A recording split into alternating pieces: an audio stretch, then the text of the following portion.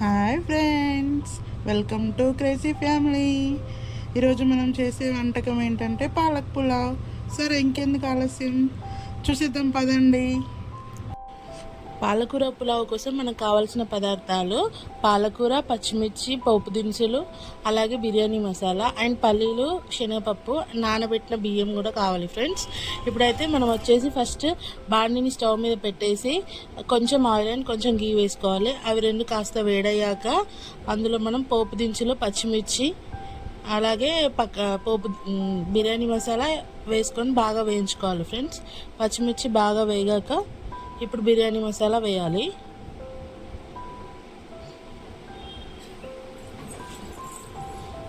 ఇప్పుడు బిర్యానీ మసాలా కూడా మన లవంగాలు ఇవి బాగా వేగిన తర్వాత ఇప్పుడు మనం ఇందులో కొంచెం జీడిపప్పు అండ్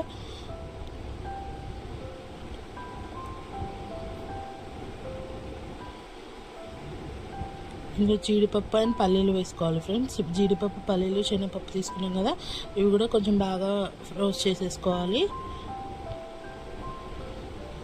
బాగా రోస్ట్ అయ్యాక ఇప్పుడు ఇందులో కొంచెం కల్లేమాకు వేసుకోవాలి, ఉంటే అది ఆప్షనల్. ఇది కూడా కొంచెం వేడయ్యాక ఇవి బాగా ఫ్రై అయిపోయాయి ఫ్రెండ్స్. ఇప్పుడు మనకి ఇవి ఫ్రై అయిన తర్వాత మనం ముందే పాలకూరని ఒక కట్ట తీసుకున్నాను ఫ్రెండ్స్. నేను అది మనకు మిక్సీ చేసి పక్కన పెట్టేసుకున్నాను. ఆ మిక్సీ చేసిన పదార్థాన్ని కూడా ఇందులో వేసేసి పాలకూర పచ్చివాసన పోయేంత వరకు మంచిగా మగ్గించాలి ఫ్రెండ్స్.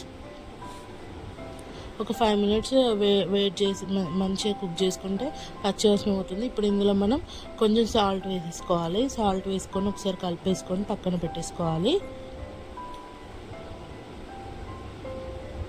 ఇప్పుడు ఇందాక చెప్పాము కదా, రైస్ అనేది మనం ఫస్టే నానబెట్టుకొని ఉంచుకోవాలని చెప్పాము కదా.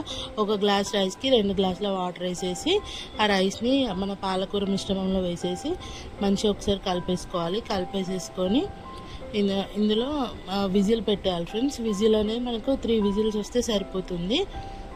విజిల్ పెట్టేసి 3 విజిల్స్ వచ్చే వరకు వెయిట్ చేయాలి ఫ్రెండ్స్. వెయిట్ చేసిన తర్వాత విజిల్ ఆవిరంతా పోయిన తర్వాతనే మనం సర్వ్ చేసేసుకోవాలి. ఇప్పుడైతే మన పాలక్ పులావ్ అయితే రెడీ అయిపోయింది. దీన్ని అయితే మన సర్వింగ్ ప్లేట్లోకి తీసేసుకున్నాం అండ్ యమ్మీగా తినేసాం. చాలా ఇంత ఈజీగా అయిపోయి పాలక్ పులావ్ మీరు కూడా ట్రై చేయండి. ట్రై చేసి ఎలా ఉందో కామెంట్స్లో చెప్పేసేయండి friends. Thank you friends. Thanks for watching friends.